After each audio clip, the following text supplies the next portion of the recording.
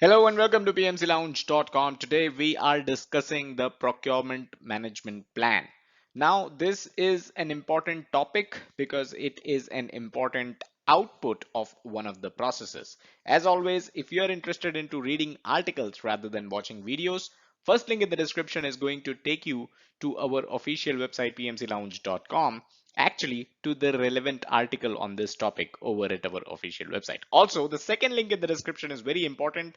It is a YouTube playlist of every single video that we have done on the procurement management knowledge area topic. So two important links, check them out and let's get started. So the outputs of the plan procurement management process is what we are discussing today. If you have forgotten, here's the PGKA mapping. This is where the plan procurement management process lies. It is part of the planning process group and procurement management knowledge area, of course. And the first and the most important, one of the most important out of this process is the procurement management plan. And that's exactly what we are discussing today.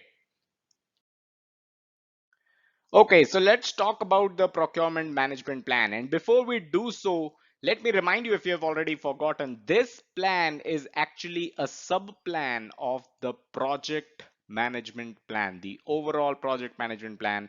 One of the sub-plans in that is the procurement management plan.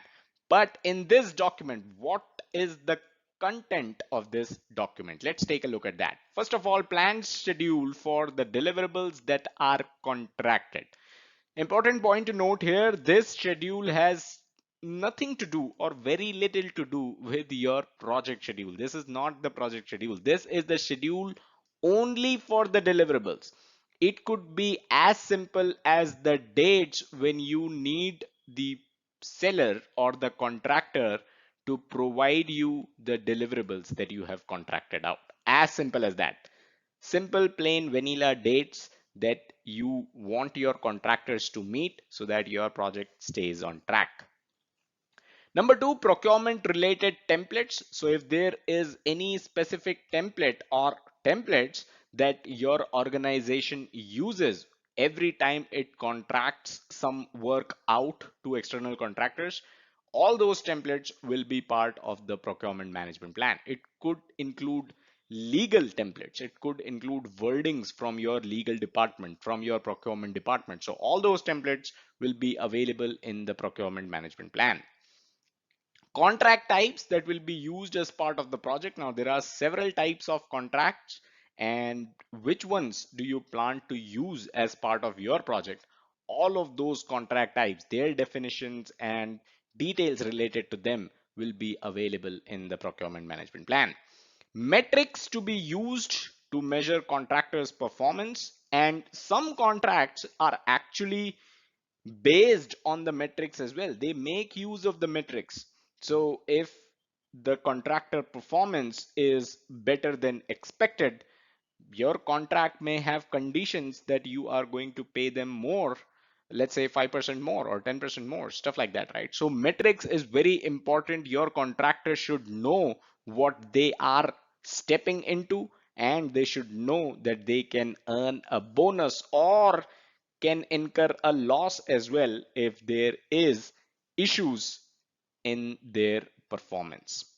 So metrics important, part of the procurement management plan. Finally, assumptions or constraints that you think your project may have related to the procurement. So anything that your project team can think of which sounds like an assumption or sounds like a constraint related to procurement, all of that needs to go in as part of your procurement management plan. So these are the items that you will typically find in the procurement management plan. Now, there are some other outputs as well, which are part of this process, the plan procurement management process. So let's take a look at them as well. Before we reach there, I'd like to remind you pmclounge.com/pm101, your gateway to the world of project management, a free 1.5 hour session on project management, introduction to project management, basically. Check it out. It's all free.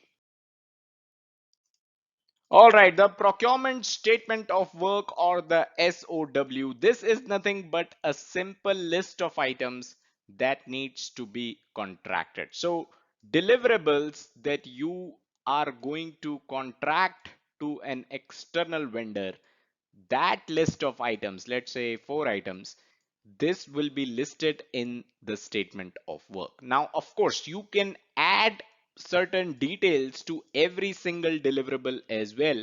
But an important point to note here is that this document, the statement of work, will be shared with the contractors.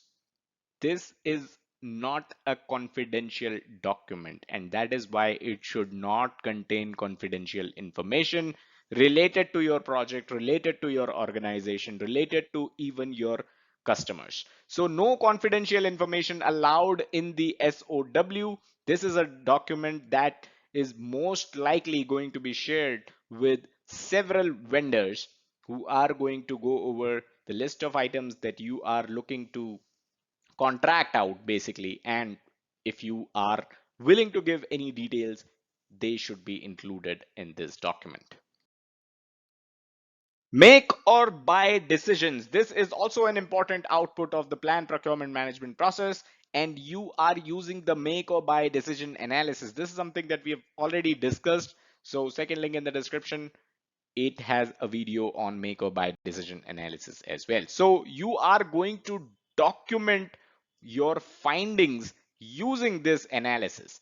Now you do that so that it becomes your rationale for contracting or not contracting the work, and it can also be used for future references. So if there's some work which you are contracting, that work can be contracted out in another project as well. Similar work can be contracted out in another project as well, and you can use the rationale from the make or buy decision document from the previous project itself. If you're not contracting, again, the rationale can be used for other projects as well. So this is why make or buy decisions, this document is important. It basically lists your findings after using the make or buy decision analysis tool. All right, question for this video. What have you procured as part of your project and how was your experience of doing so? Now, like I've mentioned earlier, procurement management could be a difficult knowledge area for those PMP aspirants that have never done procurement in their own respective projects. So if you're one such person, I can understand procurement management could be a bit difficult. If you have actually done procurement, let me know in the comments. What did you procure and how was your experience? What is the overall process of procurement in your organization? Do you think it is easy? Do you think it is tedious? Let me know in the comments. Definitely looking forward to your answers.